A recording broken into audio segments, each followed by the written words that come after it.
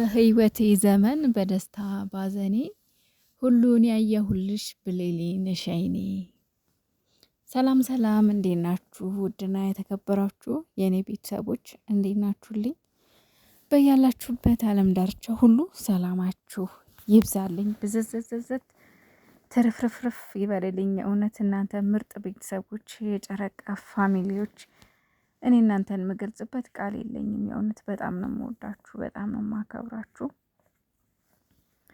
ዛሬ ብሩኬን እንግዲህ ዞር ዞር ስር ቲክታክ ላይ አገኘሁትና ይሄ ቪዲዮ በፊት የተቀረጸ መሰለኝ፣ ግን እንደ አዲስ ስቶሪ አድርጎታል ብሩኬ። እንደምታዩት ከላይ ቀስት እንዳረኩበት ከ4 ሰዓት በፊት 4 ሰዓት ሆኖታል ፖስት ካደረገው እና ግን ቪዲዮ የቆየ ይመስለኛል።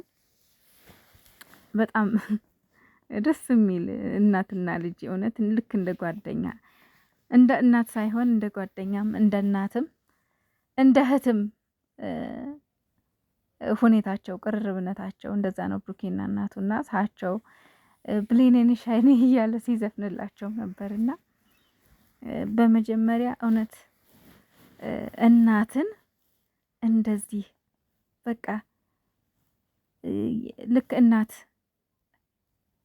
አሳድጋ እዚህ አድርሳ ልጆቿ ጥሩ ደረጃ ላይ ደርሰው ልጆቿ በዚህ ልክ በሰው ዘንድ ተወዳጅነት አፍርተው ስኬታማዎች ሆነው ተምረው ጨርሰው እናት የልፋቷን ዋጋ ስታገኝ የለፋችበት የትም ከንቱ ሆኖ ሳይቀር ስታይ ምንኛ ደስ ይላል።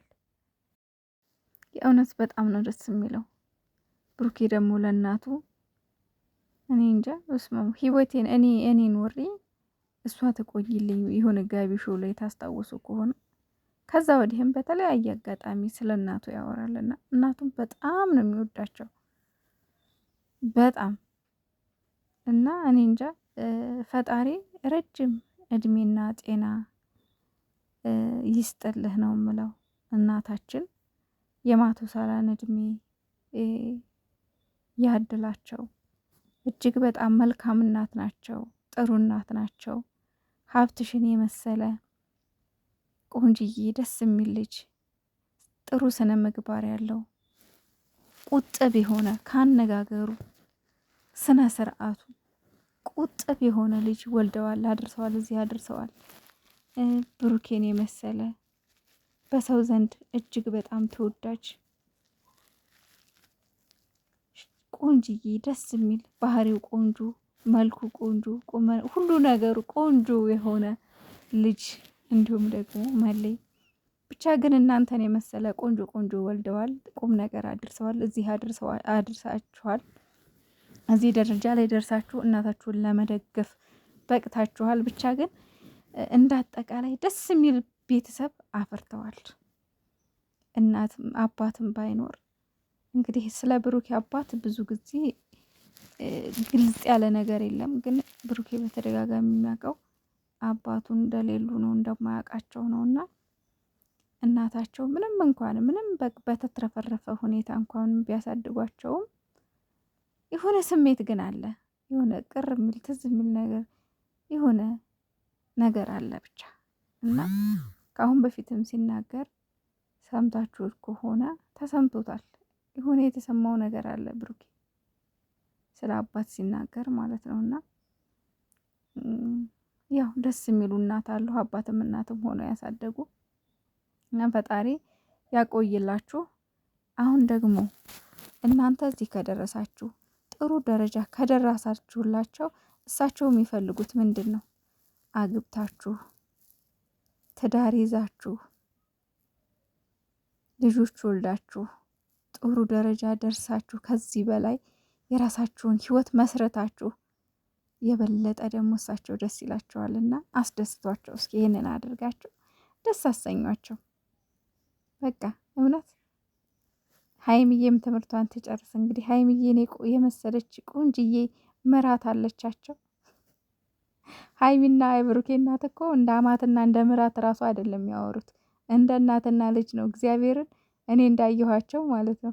ልክ እንደ እናትና ልጅ ነው የሚተያዩትና በጣም ግርም ነው የሚለኝ አንዳንዴ። እንደው አባባሉም ሳይንሱም ላይ እኮ አማትና ምራት አይዋደድም ሲባል ነው የሚሰማው። የእነሱ ግን በተቃራኒ ነው።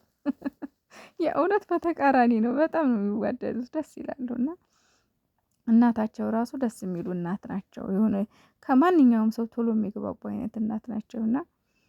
እና ሀብም ደግሞ እንግዲህ ከናኒ ጋር ተጋብታችሁ ልጆች ወልዳችሁ ራሳችሁን ችላችሁ ሁላችሁም በቃ የራሳችሁ በነገራችን ላይ ሁሉም የራሱ ጓደኛ ጥንድ ጥንድ ሆኗል። ግን ትዳር እስካሁን ድረስ ያው